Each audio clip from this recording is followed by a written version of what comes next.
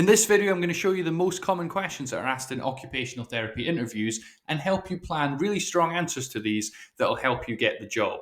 So let's start by looking at how you actually pass an occupational therapy interview. So the first thing you need to do is to know the most common questions, to be aware of what you're likely to be asked and be ready for those. And then in this video, I'm going to help you prepare answers to some of the most likely questions that have been asked in interviews. So I've looked at people who've been interviewed for occupational therapy and pulled out some of the most common questions that I think having prepared answers for will make your interview go much more smoothly. These are questions that are not easy to make up a good answer on the spot, but if you have one ready, it's going to really help you out because they're asked so frequently. The next thing you have to make sure you do is make sure you arrive in professional dress. If you don't, it could stop you getting the job. The next thing you want to do is show that you're patient-centric, willing to learn, committed to occupational therapy, enthusiastic and adaptable. So this comes from an interview that was done with various senior occupational therapists that were describing what they were looking for in people they were interviewing, and this is the list of things that they were saying were extremely important.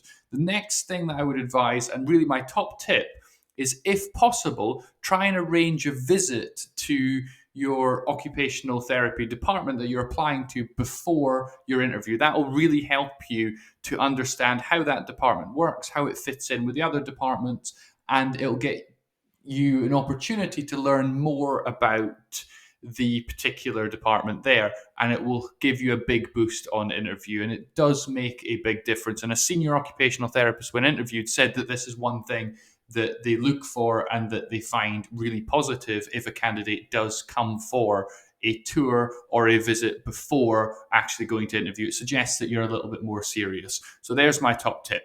The next thing we're going to do is actually look at the questions. So one question that comes up very frequently is, how would you deal with an aggressive patient?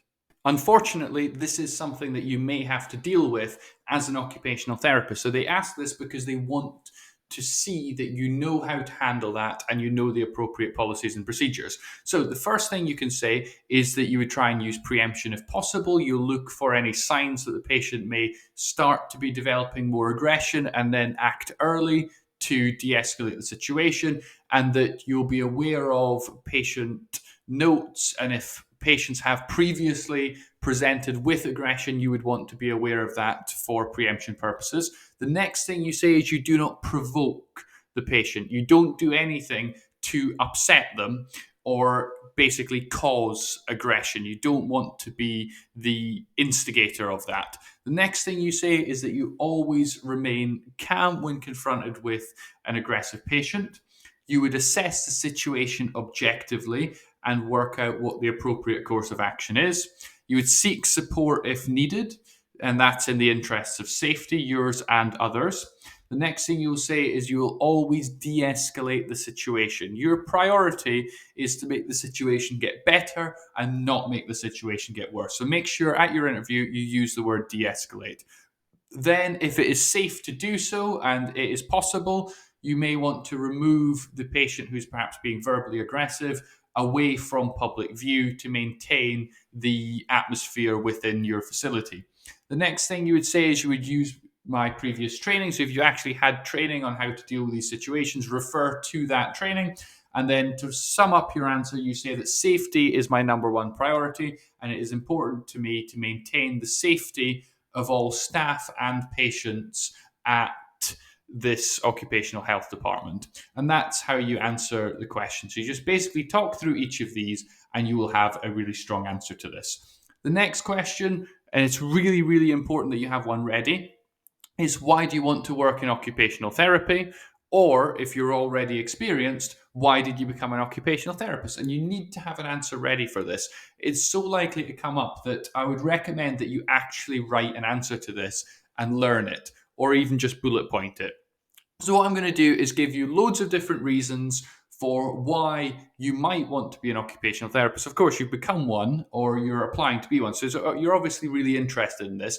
But here's some things that people do say and have said in interviews that are quite good. And pick as many as you can because you want a long, strong answer to this. So you got to bring in lots of different ideas. So you could say that improving the quality of life of people is extremely important to you. Good phrase to use. that you see it as a really rewarding career. And you may talk about how in the past that you've really helped out a lot of people and you felt that that's been extremely rewarding. You could say that you love helping people, very general but important, that you've got a very caring nature, because that's one of the things that they will look for in hiring a good occupational therapist, is that you've got a caring nature. So say that you have one. That you like the multidisciplinary collaboration, you like working with lots of other departments in the hospital or in the healthcare setting that you're working in, and that collaboration is something you really enjoy and you learn a lot from it. That you can talk about the impact that occupational therapy has, how it can transform people's lives and have a really positive effect on them. You may have experience with your family who've had occupational therapy or yourself, and you can talk about that as a motivating factor. That you can say that occupational therapy is a perfect match for your skills and explain how the job matches your personal skills. You could say something very general, that you love to meet new people and you enjoy seeing lots of patients all the time. That you've got an academic interest in occupational therapy, that you really enjoyed studying it, you loved your time at university or college doing this, and you developed a strong academic interest and you like to read about occupational therapy. You could say if you've had any voluntary experience, particularly if you're early in your career, if you have volunteered at a hospital care facility or ideally within occupational therapy, you could talk about that voluntary experience as informing your decision to enter the profession. And then you could link to your qualifications, talk about your time studying and how you liked that, and any additional qualifications that you've gained that shows a commitment to occupational therapy and a real interest in developing your skills and getting better. So that's how you ace this question. So I'd recommend you pick as many of these as you can and actually have an answer written out. Don't try and make it up on the day. Have an answer ready, learn it, practice it, and you will fly through this question with high marks. The next one is a really general question, but is not easy to answer on the day and make up an answer for. And if it comes up, you won't have something ready. So they often ask, where do you see yourself in 5 years' time? And for an employer, this question can be really useful. And if you answer it badly, it can really harm your chance of getting the job. So make sure you've got a good answer prepared. And I'm going to show you how to prepare that answer.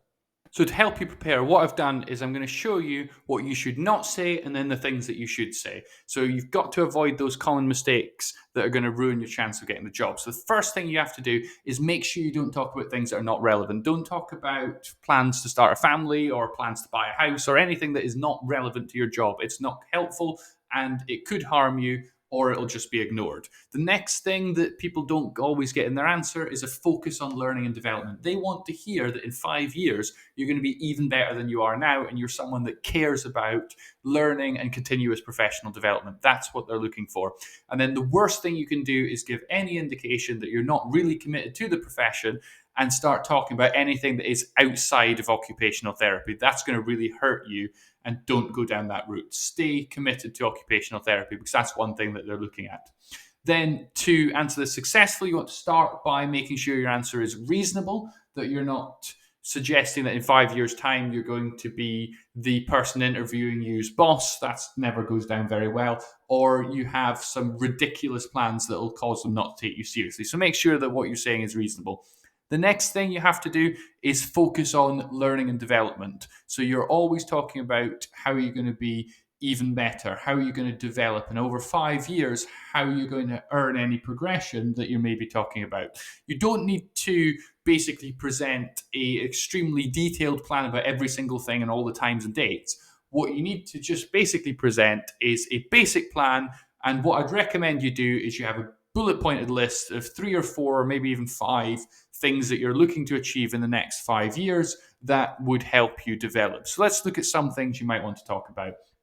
So you could say that in 5 years' time, you'd like to be involved in training new staff because you're going to be highly experienced, you're going to be very expert in your role, and you would really enjoy the role of mentoring and developing the next generation of occupational therapists. That could be a nice positive thing to say.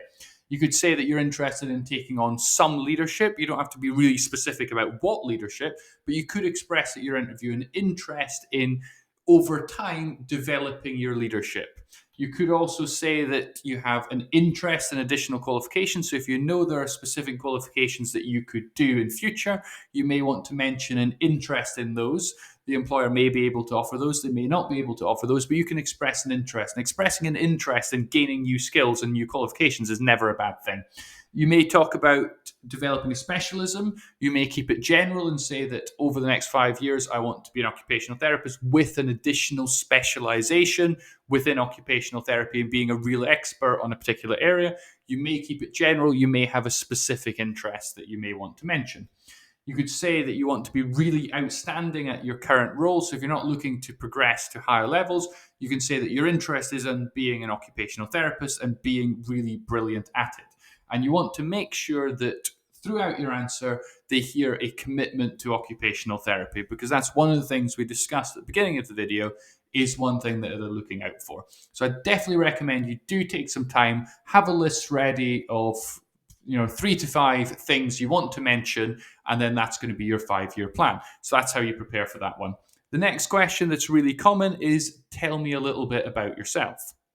And in preparing for this question, you want to see it as a great opportunity to explain why you've got the right skills, experience, and qualities to be successful in this role, and why you are a great hire and a great occupational therapist. So let's look at the things that they want to hear and avoid all the things that they don't want to hear. So don't talk about your family, your children, or your holidays or your pets or anything like that. Focus on things that are going to show that you are the right hire and a great occupational therapist and you've got the skills and experience. So let's plan the answer around your past experience, is the first thing you talk about. Then you can talk about qualities and skills, so very sort of soft skills and personal attributes that are relevant to being a good occupational therapist. And then you want to do some things to explain why you actually applied for this. If you're early in your career, you'll give a different answer to someone who's later in their career. So you need to have a simple 1 to 2 sentence answer for why you actually applied here, because that's part of telling about yourself. So here's the things about me, and here's why this is the next step for me.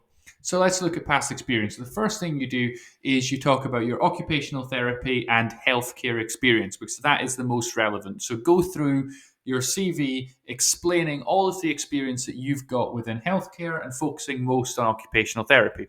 If you are a career changer or you've had previous jobs before coming to occupational therapy, bring in your broader experience, because that's something that can help you stand out. If you've got experience in other industries, that's interesting, and you want to talk about how that has enhanced your practice and made you a better occupational therapist, and how you can bring those skills from your wider experience. You then want to explain your formal qualifications and your training and show that you've got the right qualifications, and any additional learning that you have done will help you stand out. So go through your formal qualifications to show that, one, you're qualified, and then also if you've got other qualifications, you can show that you stand out a little bit. Then you can think about some qualities. So I'm going to give you a list of some personal qualities and skills that are very useful to mention that you have when describing yourself for an occupational therapy role. So you are reliable, professional, patient. Patience is a very important thing in healthcare, that you are compassionate, reflective, and that you're a team player. So you can pick some of those and discuss those when describing yourself to show that you've got some of the right qualities and skills to be successful in this role. Then you want to think about, why did you apply? So I'm going to give you a few questions to think about that help you answer this. So talk about a love of working in occupational therapy. If you're new to the profession particularly, and this is something you found that you really enjoy, talk about the positives of the employer. So what made you actually decide to come here? What things attracted you to this particular location? Then you can say something very general about how you really love to help people, and this is a great role in which to do it, particularly if you're early on in your career. And then you have to explain, why is here the right career move? Why is this particular position the right move for you? And just one sentence of why you actually decided that this is the right career move. And that is quite a nice way to round off your answer. So I definitely spend some time preparing an answer around these ideas with your experience, your qualities, and then 1 or 2 sentences about why you actually decided to apply for this particular vacancy, and you'll have a strong answer. The next thing I want to look at is situational questions. So a very common thing that happens in occupational therapy interviews is they'll ask a question around, how would you work with a patient that has something special or something specific about them, and they want to see that you're able to adapt your approach to meet the needs of all patients. And so it might be a question around how would you work with a patient that does not speak English, or it may be some other barrier to accessing care that they might want to see how you would deal with. So let's look at how you would answer the English speaking question, and then we can think about how that could apply more broadly to other situational questions. So the first thing in this case, you would always say that you would always follow appropriate policies and protocols. That's the first thing in any situational question that you need to get in there, that you're going to be following best practice at all times. You're not just going to make it up as you go along. There's going to be prescribed policies and procedures that have come from your training and your induction and just good practice in occupational therapy. And that's always going to be your starting point. In this case, you'll say that it's essential that the patient understands what's happening, can ask questions, and gives informed consent. That's basic principles of medical ethics that you want to show an awareness of. So in any situational question, try and bring in some basic medical ethics to show that you know how to do the right thing and you have an understanding of why that's the right thing to do. In this case, you'll say that you would access translation and interpreting support in line with your department's policies and what resources you have available.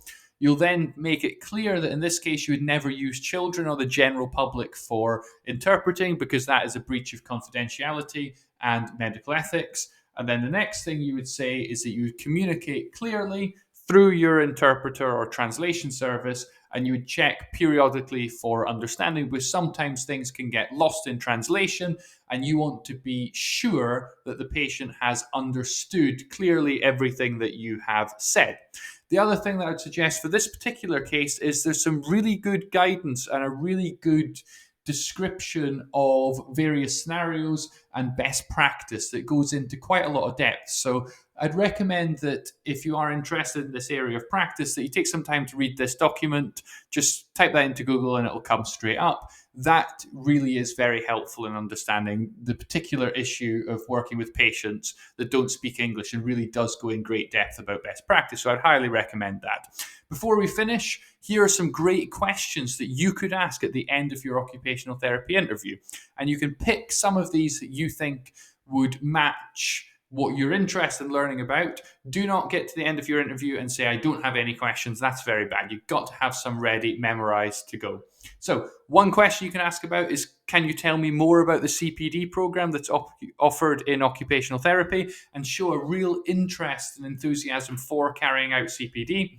You could say, can you tell me more about the training program that I would participate in when starting with you in the occupational therapy department, and show a real interest in your training and your induction program and why that's so important.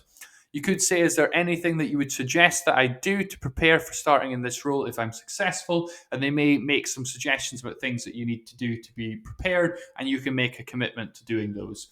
You could ask, what are you most proud of in your service, and share in that enthusiasm and pride for that area, and talk about how you would contribute to continuing that as an area of best practice. You could ask also, what are your service improvement priorities, and how would you see me contributing to these? And when they explain how you can contribute to their improvement priorities, make a commitment to doing those things and showing a real interest in helping improve the service. And so that is how you get through your occupational therapy interview with answers to really common questions prepared. So I'd also appreciate if you could post in the comments what questions you were asked in your interview, particularly technical questions, which we haven't addressed in great detail because they're so wide and varied. We've focused on the questions that are very common and do come up regularly and are very general. I'd also appreciate if you would like and subscribe. And finally, thank you very much for watching.